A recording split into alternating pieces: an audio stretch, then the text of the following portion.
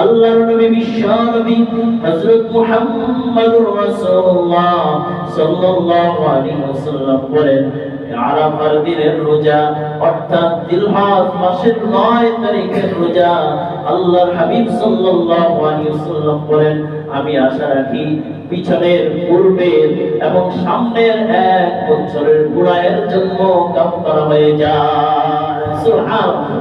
অর্থাৎ পিছনের 1 বছরের এবং সামনের 1 বছরের আল্লাহ তাআলা সমস্ত সগীরা গুনাহ মাফ করে দেন। জোরে বলেন সুবহানাল্লাহ।